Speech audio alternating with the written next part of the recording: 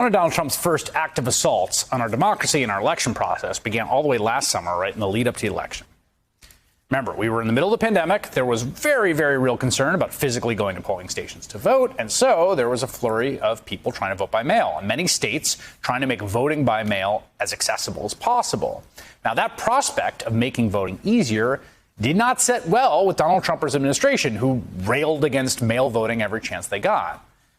And so that attack on democracy appeared to manifest itself in the dismantling of the way that people would vote by mail, the post office, destroying the way they would get sent their ballot. They would get and send their ballots.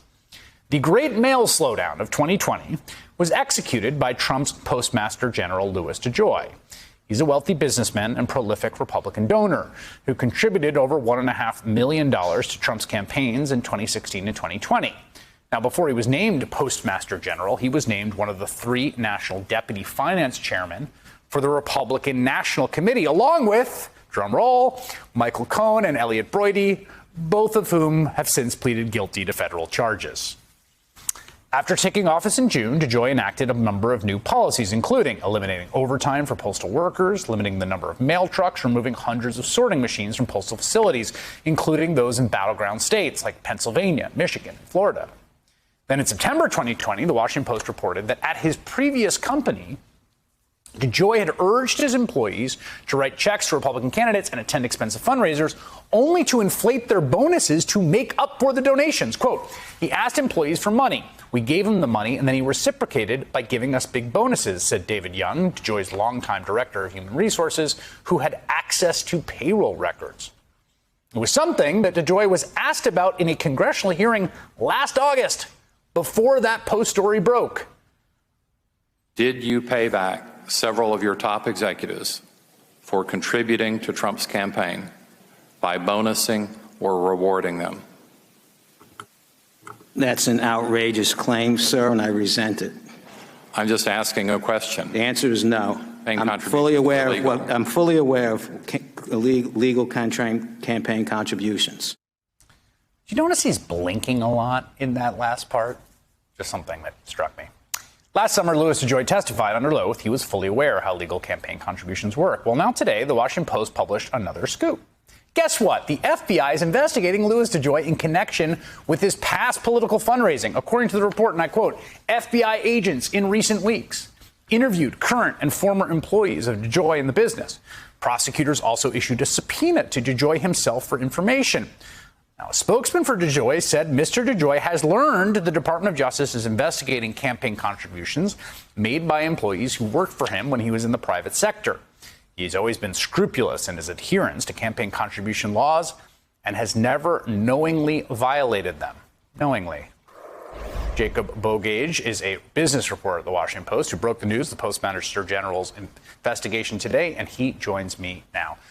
Jacob, what do we know about the scope of this investigation, how long it's ongoing, and where it's at? What we know is that these people, these current and former employees of DeJoy's former company, have been interviewed in the past about 2 weeks to 10 days, and that the Postmaster General's personal spokesperson confirmed to us this morning that he'd been personally contacted by the FBI. That takes this investigation from covert, so keeping it under wraps, to overt, just asking people in broad daylight. And then the fact that they've subpoenaed the Postmaster General tells us just how far along they've gotten and what they think they found. It was striking when the news broke today. We went back to look at the August reporting and that Jim Cooper exchange. I mean, these allegations weren't hiding anywhere. They were published in one of the top 2 papers in America. And apparently nothing happened until fairly recently. Do we know the timeline? We know, let's go back a little bit further. Louis DeJoy is appointed the Postmaster General in May of 2020. And immediately, like any journalist does, you start making calls to find out what his past business dealings have been like. Maybe they've been great. And literally in the first 10 minutes of phone calls I'd have with former employees, they would say, this is part of the culture at New Breed Logistics. That we're encouraged to attend these fundraisers, to make donations to his favored candidates, and he would make you whole for it.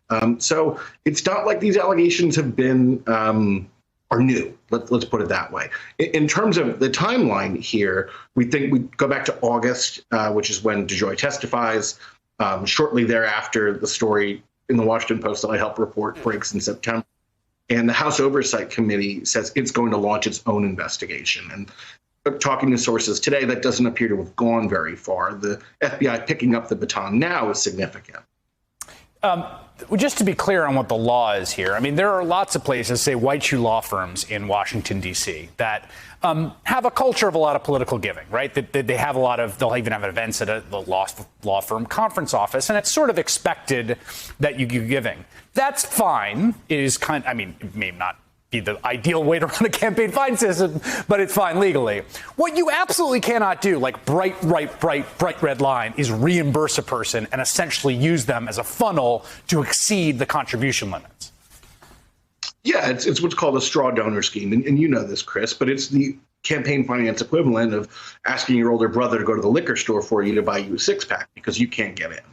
And this is a common thing that law enforcement officials look at, not just in campaign finance, but in firearms. I mean, the straw donor scheme is a very basic part of an investigation.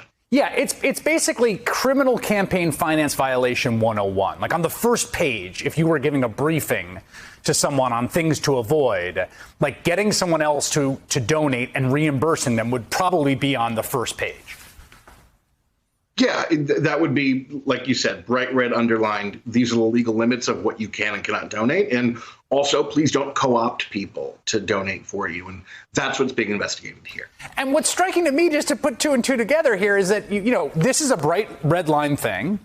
And what you're telling me is, as a reporter, you would call people at this company and they would be telling you this, volunteering it in the first 10 minutes. Like, it's those two things are both striking, because this is like a flagrantly illegal thing, if true. Yeah, it was striking to me back then as well. And you know, Jim Cooper asked that question in the August hearing. This was something that I'd been reporting and my colleagues had been reporting for months before that on end to try to nail that down. And so, you know, that's why we were so enthusiastic about being able to do our job and do the work that this beat requires, and to take it a step further today and unearth that the FBI has been looking into it as well.